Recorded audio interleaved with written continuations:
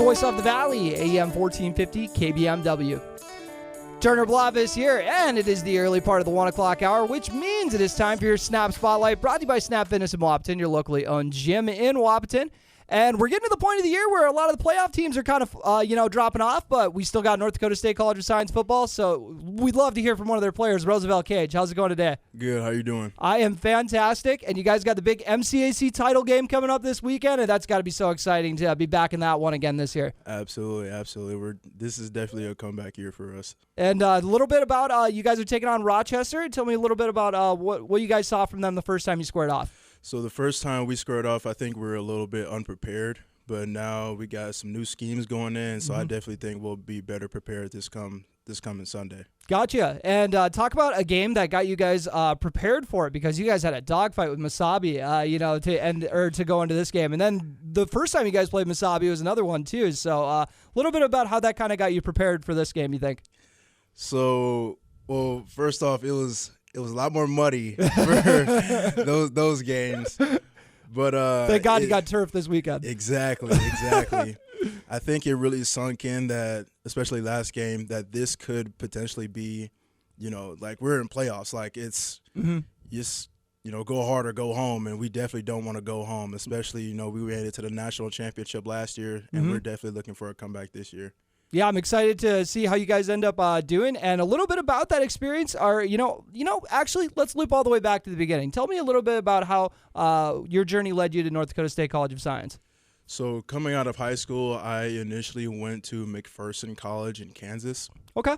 And I redshirted there, but I didn't exactly like the environment, so I figured, why not just save some money? I still wanted to go to college, but I was like, you know what, let me save some money and look around, and then I got in contact with Coach Isendorf, our head football coach, and, we exchanged information, and then here I am at NDSCS for my second year. Gotcha. Coach, I was going to ask, that was my next question, who is kind of the main guy that you were contacting with? So Coach Izzy was the main guy? Yes, sir. Gotcha. Yeah, he was a guy I could definitely see wanting to suit up for him. He's a guy who makes you want to run through a wall, I'm sure. Yes, sir. And who's your position coach? Coach Fernando Reese is our running back coach. Oh, nice. I know Fernando. Yeah, I'm assuming you guys got a good relationship, and he gets the best out of you. Yes. It's like we both. He challenges me to be the best person, but also he's somebody that I can, get personal with, and also he's kind of like, I don't want to say friend, but we can like joke around and have fun at the same time. It's a good relationship. You guys, and I'm sure it's going to be one that continues on after you're all wrapped up here. And you played on the team last year, helped them to the national championship game, and a little bit about what your first experience was, playing college football. My first experience, actually, so as I said, my first year I didn't play, I redshirted, but last year when I officially played and got my first few touches and my first touchdown, it was definitely a different experience. It was a lot more exciting just because I'm not like, I'm here now, Yep. And especially this year where I'm getting a lot more playing time, a lot more touches, and I'm capping this year, so I think there's a lot more pressure, a lot of heat on my back, but I'm definitely handling it. A little bit about what comes with being a captain, as far as like, do you feel like like you said, the more pressure, you got to be a little bit more of a leader, and are you kind of a vocal, or are you kind of show them how it's done? I'm more of a shower. I'm usually a quiet guy, but if I see something, I'll more often than not say something, but I usually like to lead by example, in whatever way, fashion that really is. I'm sure it was exciting kind of coming into this year. I'm sure you knew you were going to have a bigger role in the offense, and ended up being a workhorse back. You got double the carries of anyone else on the team, and that's got to be a fantastic, or, going into your next phase of your career, it's got to be great that you got a lot of tape. Yeah, it's definitely exciting putting together all my highlight tape and be like, oh yeah, that was a good run, and knocking on the door of 1,000 yards too. Exactly. Yep. That was the goal last game, but I didn't quite get there. But I'm 100% confident that I'll get there and then some come Sunday.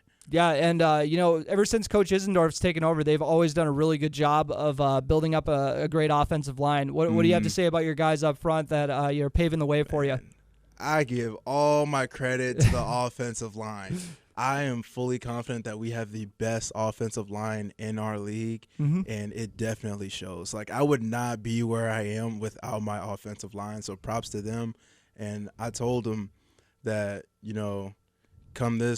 I will tell them that come this Sunday, if they block their butts off, that I will take them to Frying Pan and there you for go. their entire meal. Oh, nice. Hopefully you're going to be getting an omelet there. The big fan of their omelets. But and a little bit about some of the guys that you also share the backfield with. That's got to be fun to have some guys pushing you in that regard as well. It's more refreshing because during high school, I started and we didn't have a whole lot of quality backs, so it was like, well, if Roosevelt's out, then there goes our running game. Yeah, exactly. But now, like, we actually have quality backs that know what they're doing, that can catch the ball, and are extremely versatile.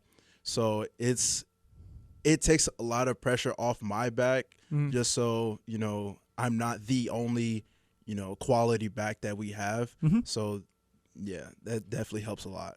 Who's a running back that you would say you model your game after, or you think your game resembles? I always love this.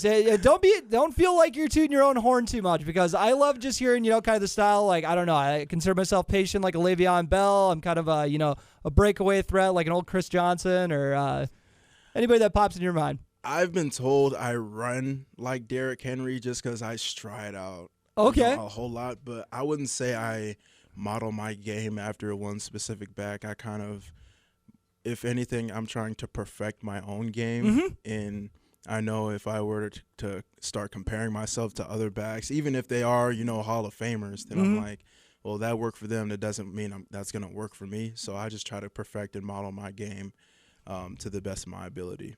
That's a great way to look at it. And what major are you looking at pursuing? I don't know if you already got yours picked out or if you're looking to do that next year. So right now I'm in liberal arts, but more of a health science focus. But eventually I want to be more of like a exercise physiology or personal training. I want to do something in medical field, but I still need to do some more research and zone in on what particular field that I'm interested in studying. Gotcha. So I'm assuming that's going to be a big, big factor in your next decision. Absolutely. But I'm sure the recruiting process is already, in full swing at this point. Absolutely. So, Yep. Well, I'm excited to see where you end up. I'm excited where I see it end up too. All right. Anything else you'd like to add? Come Sunday, we're going to be ready and prepare for a hard-fought game, because it's going to be a nickel and dime game, and it's not going to be easy, but I'm fully confident in my offense, my defense, and the special teams, and especially the coaches. We're getting everything set up, so come Sunday, we're definitely going to be ready. Oh, excited to see how you do. Thanks for coming on. Thanks for having me. And before we wrap it up, we got your snap schedule reminder. Not a whole lot to report as we're kind of in that in-between time, but as we talked about earlier, North Dakota State College of Science is still in action. We got the volleyball team taking on Central Community College of Columbus at 7 p.m. tonight. And then they'll play again tomorrow at 11 a.m. And if that ends up being a split between those two matches, then they'll play a third match immediately following the second one. Also in action tomorrow, EDC Swimming Championships. So the BW girls swim team will be in action in that. And then we'll wrap it up with Sunday at 1 p.m. as we talked about. We got the MCAC title game with Rochester for the North Dakota State College of Science football team. And we'll see how that ends up going. The pregame show is going to be starting up at about 12:45. Brad Anderson on the call for that one. And make sure to tune in on B92.7 FM. And that'll do it for our Snap schedule reminder and our Snap Spotlight. Thank you all so much for tuning in. And before we wrap it up, here's a quick word from our sponsor. Snap Fitness, your locally owned gym in Wahpeton, wants to have you join their workout family. Snap offers personal training, and owner Renata Faub will even write up workout plans for you. If you're an athlete in the Twin Towns, Snap Fitness will help you make sure you're prepared for the upcoming sports season. To all the retired athletes over 65, Snap Fitness participates in the Silver Sneakers Insurance Program, and most major insurances reimburse for memberships to Snap. Stop by Snap Fitness today and ask about their membership packages. They're located at 102 7th Street South in Wahpeton.